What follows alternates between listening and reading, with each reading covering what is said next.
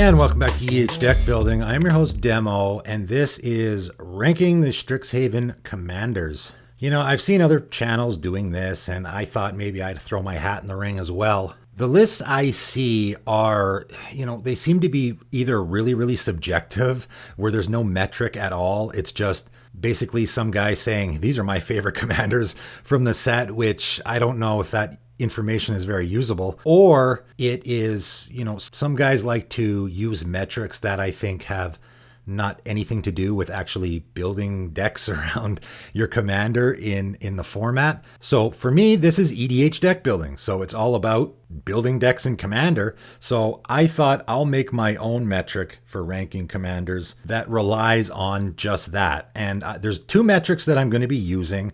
I'm going to be using, of course, power level, right?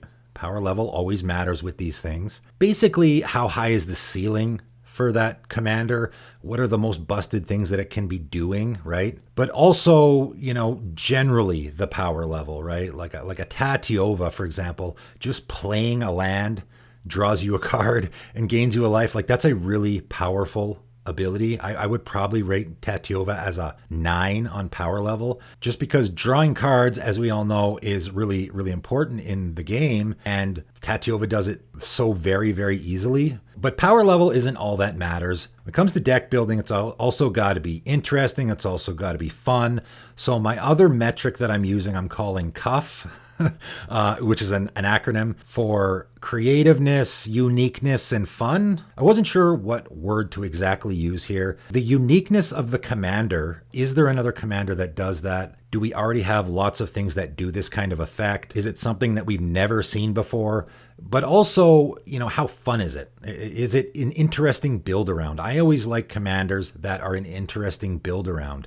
And for me, the combination of these two metrics, power level and uniqueness, is what makes a commander popular overall in any given set. So I think this will probably translate well to how popular these commanders end up being in the long run. So that's the metrics that I'm using. And there is 22 commanders from Strixhaven. So starting out at number 22, Simone. And I'm not going to talk about the commanders a whole lot. I'm mostly going to talk about why I've ranked them the way I have. So Simone, I gave a power level of 4. It's not super powerful. Putting lands into play is pretty good, although it is a tap ability, so it's slow. Drawing cards is also good, but again, kind of slow. You got to pay 4 mana. You got to tap her. It draws you 2 cards, but only if you have 8 or more lands in play. So, I thought 4 was appropriate. The CUF, though, the uniqueness, I gave her a 2. Obviously, the uniqueness here is almost non-existent, since we already have 2 Simic commanders that are already lands commanders that are way better. Like I said when I did my spoiler video, I don't see any reason to be playing this other than you just want to do something different, which is fine. I play lots of commanders that aren't very powerful just because I don't want to be doing what everyone else is doing. So if you want to play a Simic lands deck and you don't want to do what everyone else is doing, this is an option. Just not very inspiring, I think. So with a total of 6, it ranks in dead last. And there will be ties here. So for example, coming in at number 21 is Kian and Ibrahim, also have 6. Kian and Ibrahim, I gave a power level of 3. Just not really anything powerful going on here. It's tough with these MDFC commanders. I was almost going to do them separately. I thought, some of these are so different, the front and the back, that it's almost worth doing them separately. But ultimately I decided, technically they are together. So I'll do them together, and the power level is basically the highest power level of both sides, and the uniqueness, same thing, both sides, whichever side is more unique. So the uniqueness score here is 3. Again, we're not doing anything too fantastic. The front side's making tokens, even though you're doing it in a more unique way maybe than we've seen before. It is still, it's just a token deck on the front for the most part. And on the back is just a card advantage ability that really isn't very unique at all. Coming in at number 20, Blex, Vexing Pest. And this one I actually expect, because of the sort of goofiness or the cuteness level maybe, which I didn't take into effect in my ranking, I expect it to be a little bit higher or a little bit more popular than I rate it. I gave it a power level of 2. I mean, this is not a high power level at all. Giving, certain tribes an anthem effect is just not great. It's a reason to play that tribe, but a very, very tiny reason. The dies trigger here where you get 4 life, also very underwhelming and has almost nothing to do with the first ability. Although, I mean, you could build around it. Just not very powerful. It's definitely at the bottom as far as power level goes, I think, from Strixhaven. The backside, same thing. Search for Blex. Not really high power level there. The uniqueness, I gave it a 5, because it is a unique commander in that, it's tribal for a lot of tribes that aren't getting any love. So a total score of 7 for Blex. Coming in at number 19, Valentin and Leset. And, a lot of these MDFC commanders from Strixhaven, you'll notice are going to be towards the bottom. One of the things that holds them back is there's almost no synergy between the back and the front. And then the other thing that holds you back is you play the front, and then you can't really play the back unless there's a way to do so. And in Kaldheim, a lot of those commanders had a way to do so. They had some mechanic on the back or on the front where you could pick it up or use it again or whatever. A lot of these commanders in Strixhaven, they just didn't bother with that. So a lot of times you can get stuck on the front, which really holds them back. I like the Valentin side way better than the Leset side. I think these two, as I said in my spoiler video, have nothing to do with each other. Although there is the life gain theme a little bit. But I think I would build a Valentin deck way different than I would build a Leset deck. The power level is just not high really at all. I gave it a power level of 3. Uniqueness, again, 4. There's a little bit of uniqueness here with what they're doing. Not a lot, so a total score of 7. Coming in at number 18, Plarg and Augusta. Another MDFC commander. I gave it a power level of 3 again. There's nothing here that's really blowing me away as far as power level. For me, power level is way less important than uniqueness. But I'm trying to be objective here. And a lot of people want their commanders to be doing some sort of serious business.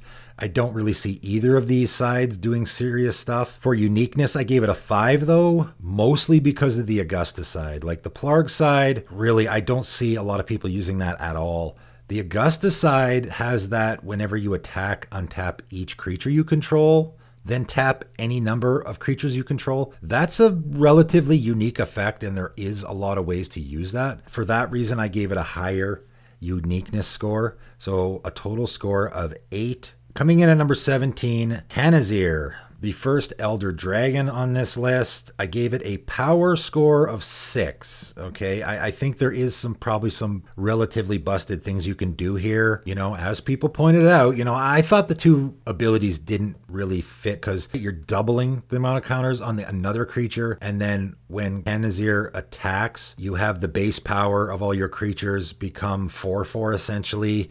So I thought that was a little weird, and people pointed out, oh, well, you can have a 1/1 with a bunch of counters on it, and then it becomes a 4/4 and with a bunch of counters on it. Okay, but then you have to get counters on that thing, right? So if you're doing the Cephalid Constable thing, for example, Tanazir is going to double the number of +1/+1 counters on that creature. It's not going to put counters on it. So now I have to put counters on my Cephalid Constable, then I have to cast Tanazir, then I double the counters, then I attack. So it's powerful. You can end up bouncing someone's entire board. I'm sure there's some people trying to figure out some combos with this card. So the power level is, a 6 is pretty high. The uniqueness, I gave it a 2 though. Like the uniqueness here, we're doing +1/+1 counters, and I don't know. I just didn't think the uniqueness was really there at all. So a total score of 8. Coming in at number 16, Myla and Luca. So the power level here is only 3. And man, I saw some people talking a lot of junk about this. I think that Myla, again, if you're making, that seems like a fantastic commander for a Super Friends deck. It's going to protect all your planeswalkers. It's going to give you advantage if people target them. I don't know. Seems like I think that would make for a really great, interesting build. It's not my thing, so I'm not going to do it. And I think Luca's ability, you really can go to town with, especially that second ability, return target creature card from your graveyard to the battlefield. It gains haste, exile it at the beginning of the next upkeep. Like it stays there until the whole next turn. And there is no effect like with Unearth. It'll tell you if it goes anywhere else, you have to exile it. This is exile it at the beginning of the next upkeep, so you can just sacrifice it. And then it goes back to your graveyard and then you can get it again the next turn. A lot of busted things you can do there. Also very unique in red, right? Red doesn't do recursion a lot like that. So I gave these guys a uniqueness score of 6, pretty high. You know, again, I think Luca, that's pretty darn unique what's going on there. Myla, Boros Super Friends, pretty unique. So a total score of 9. Definitely both interesting build-arounds, I think. Coming in at number 15, Uvilda and Asari. And again, it's difficult to rank these, you know, when you have two faces like this. Uvilda, I think, is pretty bad. Again, just like with Plarg, I think you're probably never going to play that side. That ability is not very unique, and it's not very powerful either. So Nasari is probably the build around that you're going to want. I think it's unique. It's interesting. I gave them a power level of 3. Not really powerful. You know, the exile your opponent's library and you can play it is card advantage. It's not really powerful though. You're getting random cards. I gave them a uniqueness of 7. Again, mostly because of Nasari. That's a very unique commander. A tally is similar, I would say. But whenever you cast a spell from exile, put a +1/+1 counter on Nasari. That is definitely a unique ability. Bel Borca sort of cares about you having stuff in exile, but pretty unique overall if you combine everything together. So a total score of 10, but again, Uvilda almost doesn't factor into that equation at all. Coming in at number 14, Quintorius. I gave Quintorius a power level of 3. You know, I don't think this ability is particularly powerful. The anthem or boost effect here with spirits is, I mean, it doesn't get much worse. Like +1/+0, it's not even +1/+1. And then that effect is obviously very unique. So I gave Quintorius a uniqueness level of 7. Very unique, especially in Boros. I mean, it's not entirely unique. There are other cards, namely Tormod, that do effects like this. In Boros. And again, a lot of the uniqueness factor also comes into the color pie, right? If it's doing something in a color that we've never seen before, then that's going to play into it, you know, a little bit as well. Definitely something we haven't seen in Boros before. So a total score of 10. Really interesting build around, I think, for sure. Coming in at number 13, Galaxeth. I gave Galaxeth a power rating of 6. I think there's definitely some pretty busted things you could do here. I don't know if it's unique to this commander necessarily, though. It definitely seems like a commander that you could get into some combo-y type scenarios with, and especially since it's in Izzet colors. So I think 6 is appropriate for power level. Uniqueness, though, I only give it a 4. I mean, it's making treasure tokens. You're tapping the treasure tokens for mana, and you're tapping your other artifacts for mana, which already Urza most notably does that. The Galaxeth is very similar to Urza. That's why the uniqueness score is a bit lower. So a total of 10. I got a bunch here that are tied at 10. The tiebreaker is mostly subjective for me, where I think that this card will probably be more popular in the format in the long term. Coming in at number 12, Shale and Embrose. And as I said again in my spoiler video, Shale is, I mean, you could build your deck around that. I just think that the Embrose side is so much better because it has that draw a card on there, right? I gave Shale and Embrose a power level of 5 because I just think that draw a card, you know, if your commander says draw on it, it's got to be at least a 5. And I know people will say, oh, well, you only gave Simone a 4. Sure, but Simone, you tap to draw a card, whereas with Embrose, there's nothing holding you back, right? Whenever a creature you control is with a +1/+1 counter and it dies, draw a card. So you can just go nuts with that. That's way better than a very limited draw effect. And then uniqueness, again, a 5. And I'm basing this off of Embrose, again, which I think for both uniqueness and power level, Embrose is better. You can play the front side again, but for me, when I'm doing this rating, I'm doing, okay, which side has the highest power level, which side has the most uniqueness. Embrose for me has both. So an overall score of 10 again. Long term, I just think this is a commander that a lot of people are going to want to play. Coming in at number 11, Mavinda. And I know a lot of people will think I'm biased here because I already made a Mavinda deck tech. It currently has 0 decks on EDH Rec, and I love that. You know, I love mono white. I love making decks with underwhelming commanders. That's my thing. So why do I have it at 11? That's really high, right? That's right in the middle. So I have a power level level of 2, okay? And again, I did these ratings. It's not like I put these commanders where I wanted and then rated them. I did all the ratings for power level, okay? And then I did all the ratings for uniqueness, and then I just added them together, right? And the chips fell where they may. So Mavinda has a power rating of 2. That's really low. I don't think anyone would argue with that. The power level here isn't great. It is very limiting on what you can do. But for uniqueness, I gave it a 9. This is a very unique effect. There is no effect in the history of the game that does exactly this.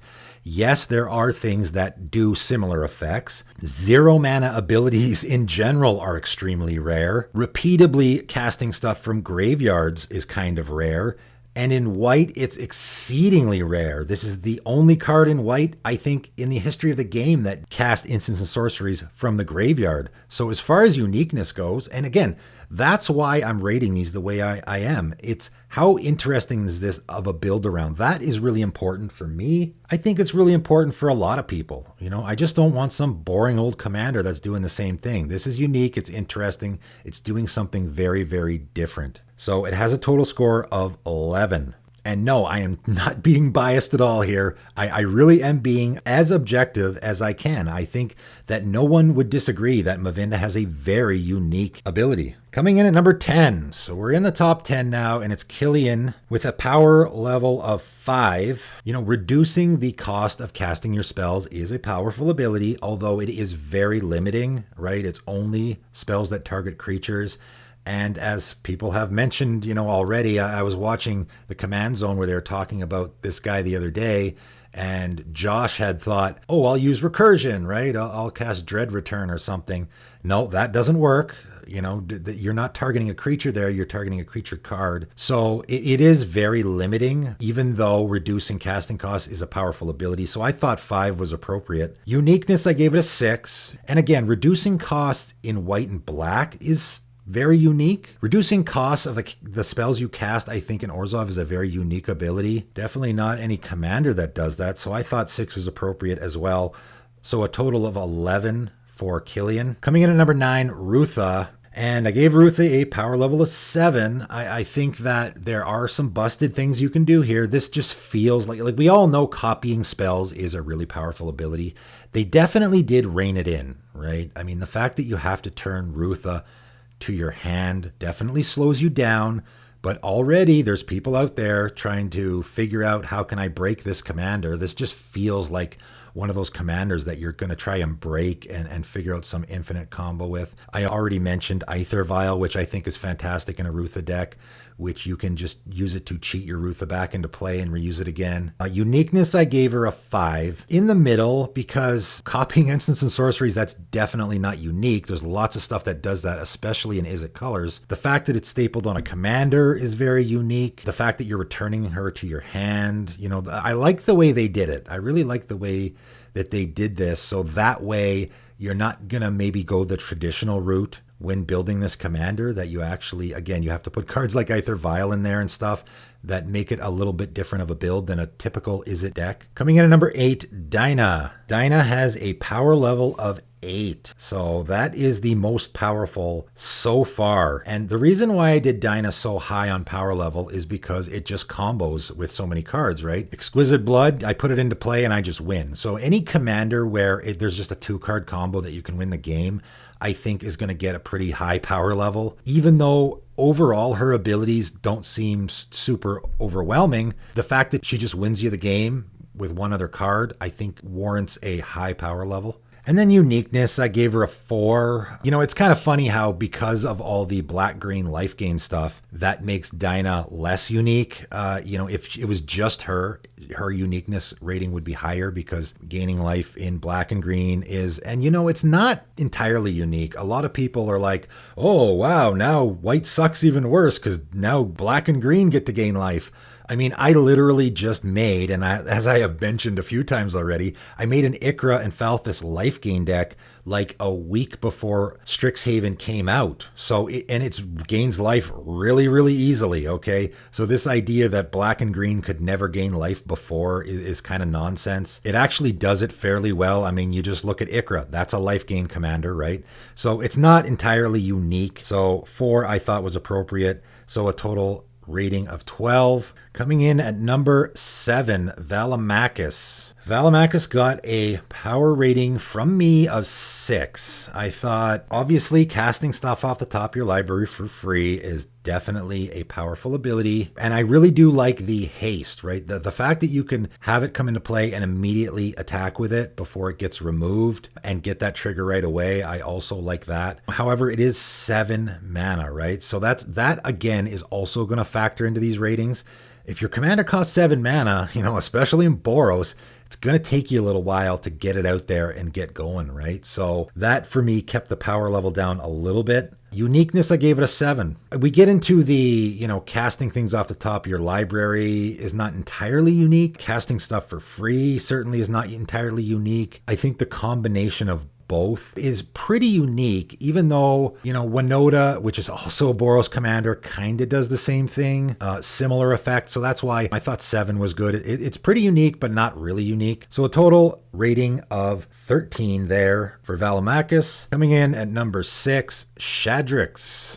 And Shadrix, I gave a power rating of 6. Shadrix doesn't have an attack trigger. It has at the beginning of your combat. So that, again, you don't have to worry about getting to attack in order to use it. You just get to use it right away, which I like. It's a little bit cheaper than Valimakas, but the ability is, I thought Valimakas' ability was a little more powerful. This ability is less powerful. It's a little more political, right, than Valimakas, but I thought overall its abilities were a little bit less. So the power rating for me ended up being about the same. The uniqueness, though, was 8. So I thought it was a little more unique what was going on here. I like the political aspect of it. Again, this isn't just about how unique it is. It's also the how creative is it and how are we going to build a deck around this? Is it going to be a fun and interesting build around, right? That's what also plays into that cuff score, right? And I just thought Shadrix was very unique, very interesting. The fact that there is nothing bad on that list makes it very interesting. You really got to think about it and you got to plan around it. And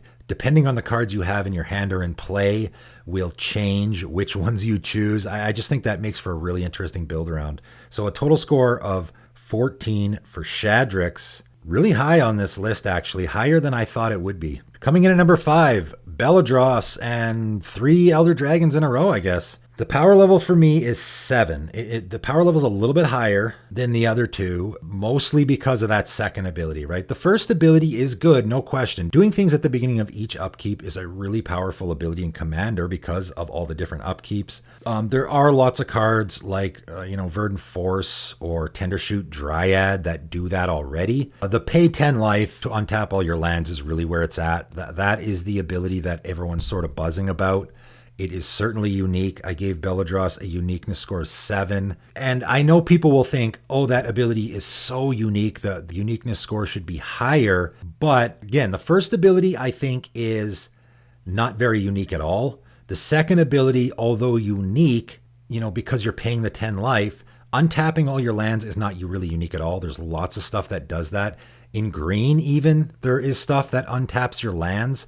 So it really isn't that unique, even though the combination of the pay 10 life to untap your lands is. So that's why I sort of struggled with what actually is the uniqueness here. Because green already can untap lands, so that isn't super unique. Although, yes, the fact that you don't have to pay mana to do it essentially is both the unique and the power level here is pushed up because you don't have to pay the mana to untap your lands. So I think that's what increases both the power level and the uniqueness and has a lot of people talking. Again, though, it is a 7 mana creature, right? So it's going to take a little while before you can get going with whatever it is you might be doing. So a total score of 14, again, for Belladross. But number 5, out of all the 22 commanders, number 5 is real high. Coming in at number 4, Hoffrey. And again, this one surprised me quite a bit. I do expect it to be a popular commander. I myself might take a run at building a deck. I definitely have some interesting ideas. The power level here, I gave it a 7. Both abilities, I think, are pretty good. You think about that first ability, right? That's a serious Anthem effect worth talking about. +1/+1 and trample and haste. So you can even go a Spirit Tribal with this. But the fact that second ability makes the creature that you just used into a spirit, then that anthem effect applies to it as well, I think really boosts this up as far as power level go. I don't even know if 7 is high enough. I mean, you can really abuse that ability. And the fact that it comes back when the token leaves, the card goes back to your graveyard so you can do it again. It doesn't even exile it permanently. And then the uniqueness, I gave it an 8. I mean, there's just so much stuff going on here. Again, the first ability plays into the second ability. The variation on build-arounds, again, that plays into the uniqueness score. How many ways can I build this deck? You can just do Spirit Tribal, right? Or you can do, I'm trying to cheat stuff into play. I can sneak attack maybe a creature. That creature dies, then goes to my graveyard. And when it dies, I exile it, get a token copy of it, which now has +1/+1 trample and haste. I mean, there's just a lot of stuff going on here. I think there's a lot of really interesting ways to build this deck. And also the power level is even there as well. So I gave this an overall score of 15. I think we're going to see this really climb. It's going to be up there. I mean, it's not going to be as powerful as Feather or even Winota, but it's definitely going to be in the conversation. I think overall, you know, in a few months, I think we'll see that Hoffrey is probably the third most popular Boros commander behind those other two. Coming in at number 3, Cody. You know, I was a little concerned about Cody when I first saw it spoiled. I'm like, oh, it's another artifact, a colorless artifact commander. That's 5 colors. You know, as soon as I saw it, my head went to Golos, and I really don't like Golos. So I was a little down about it. But after a while, I was like, you know what? It is really unique. It's really interesting.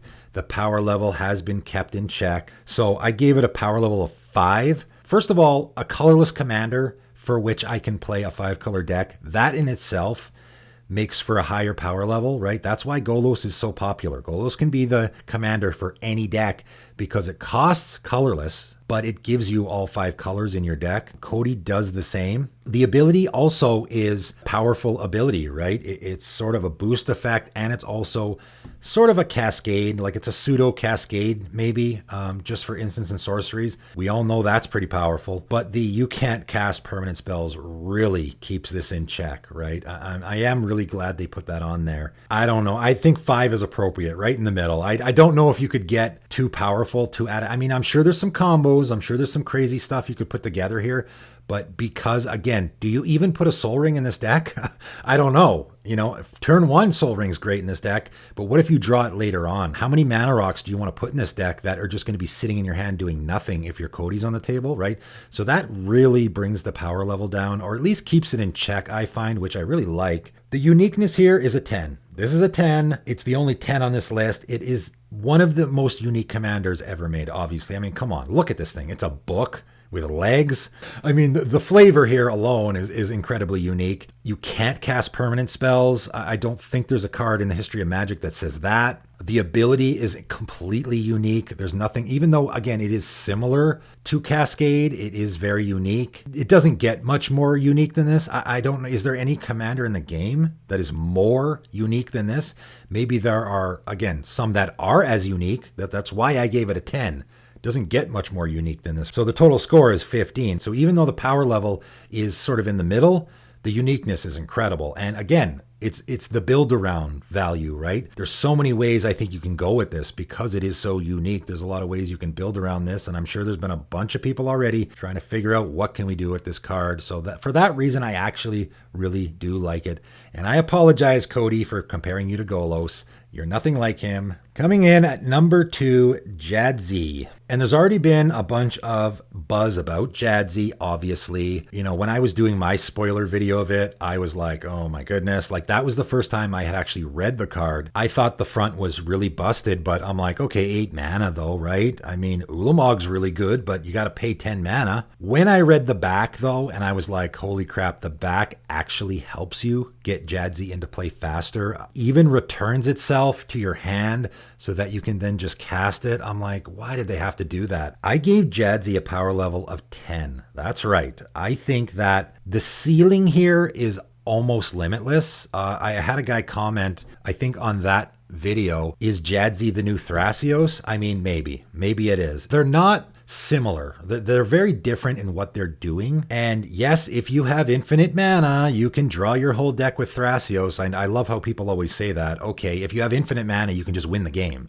I can just cast Exsanguinate and I win. So why would I need to draw my whole deck, right? The if you have infinite mana clause is really silly. Yes, Thrasios, super value card. I actually really like cards like that. There's never a bad situation for a card like Thrasios. However, I think the ceiling is even higher for Jazzy. I mean, whenever you cast or copy an instant or sorcery spell, reveal the top card of your library. You may cast it by paying 1. I mean, the ceiling there is insane. I'm going to cast any spell in the history of Magic for only 1 mana. That's incredible. Right? And then on top of it, if it just happens to be a land, I put it onto the battlefield. But of course, that's never going to happen, right? If you build this deck properly at all, you're going to be stacking the top of your deck and just casting Ulamogs and Expropriates off the top of your deck all day long, right? And then on top of that, they put the discard effect on there so that you can protect Jazzy from being killed, so that you never have to worry about paying commander tax. I mean, geez, it just really feels like it's